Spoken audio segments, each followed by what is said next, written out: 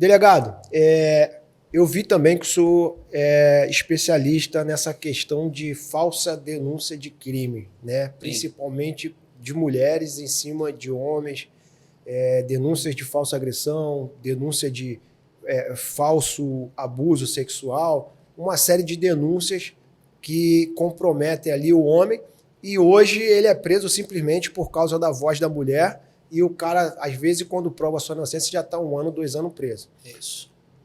Só para concluir a pergunta, a gente teve nessa semana uma novela aí de uma grande emissora trazendo uma cena onde a mulher simulava uma agressão ao seu próprio marido para tentar levar ele preso, né? E quando chega na delegacia, a delegada ela intervém no caso ali, mas não pune essa mulher, libera ela. Eu vi a cena, tá? E depois que eu vi o senhor falando sobre isso, eu vi a cena. O senhor acha que pode haver ali uma manipulação de massa para tornar isso normal? Eu quero que o senhor explique para mim o que a grande mídia está tentando fazer com isso e quais as consequências disso na sociedade. Bom, começar pelas consequências. Elas são nefastas.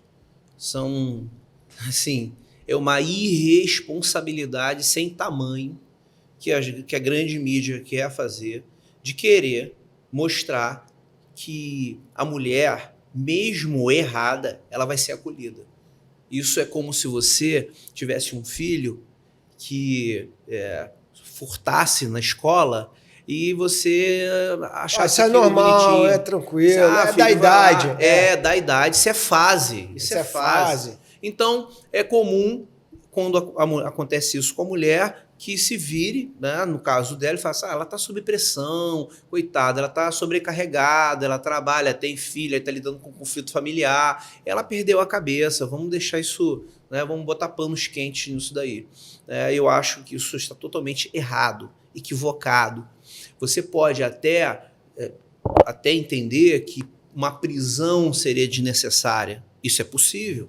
É possível que uma pessoa responda em liberdade. Você não deixa de ter responsabilização criminal quando a pessoa responde em liberdade. Às vezes a sociedade quer, como resposta imediata, a cadeia, como se fosse uma solução para o problema, e não é. Mas todo mundo tem que passar por um julgamento, apresentar sua defesa, ouvir os dois lados da situação. Exatamente. Então, muitas das vezes, essa cadeia ela é uma pena antecipada. E isso é inconstitucional, não só no Brasil, em diversos países no mundo. A prisão antecipada, como se você estivesse antecipando a pena da pessoa, vamos prender para ela ser processada, presa, porque o que ela fez é um absurdo. Bom, não é só o absurdo do fato em si que permite ou autoriza alguém ser preso. Porque todo crime é um absurdo, sem guardadas as proporções. Sim, claro. Então, se fosse assim, a nossa população carcerária teria multiplicada por 5. Né? E isso é um outro assunto, né? A nossa população carcerária é outro assunto. Mas é nefasto esse tipo de comportamento porque tenta-se banalizar ou passar panos quentes numa conduta altamente assim, perversa, nociva, e que isso traz consequências outras absurdas na vida da pessoa que está sendo vítima. Por exemplo, uma alienação parental. A mulher pode estar usando aquilo como uma forma de alienação parental, lembrando que a alienação parental não é algo praticado somente por mulher. Esse assunto acaba surgindo com a mulher especificamente, porque ainda há uma tradição no Brasil de que o filho ele estaria melhor com a mãe.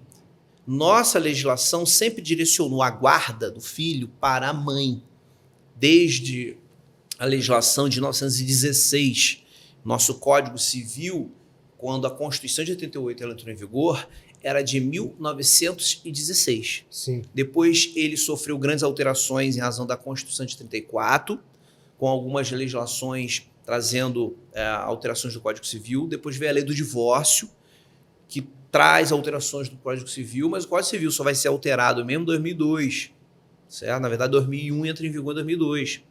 E ainda assim, trazendo uma tendência para que os filhos ficassem sempre com a mãe numa hipótese de divórcio. E a própria legislação trazia essa solução como regra. Somente em 2008 cria-se, ou melhor, o legislador acolhe a ideia da convivência igualitária entre Sim. o homem, o genitor e a genitora. E é quando se fala em guarda compartilhada, até então não se falava nesse assunto.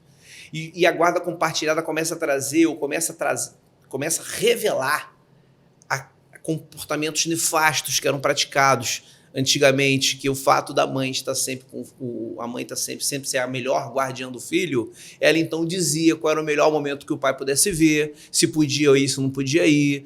E isso acabou sendo uma prática comum no dia a dia e acabou sendo o filho um instrumento de vingança quando a mulher estava insatisfeita com aquela separação ou estava com raiva do marido porque se separou em razão de uma traição e usava o filho como forma de atingi-lo. Então, quando ele queria ver o filho, não conseguia.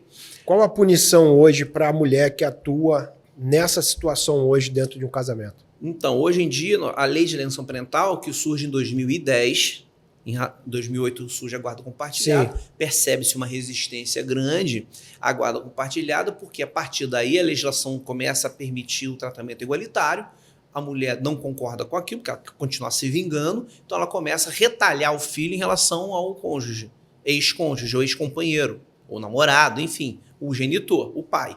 E aí surge a lei de alienação parental, que é em 2010. Veja que há uma ordem cronológica nas legislações por conta das questões sociais. Os fatos vão mudando, vai se vendo a necessidade de implementação de leis, de regras, para poder limitar o poder das pessoas. A regra, Fábio, sempre foi para limitar. A regra, geralmente, é para te limitar. Sim. Porque se nós fôssemos totalmente livres, não existiria regra. Cada um faria o que quisesse. Então, a ideia central de regra é a limitação. Aí a gente vai saber, essa limitação é exagerada, não é? E aí entra o Poder Judiciário.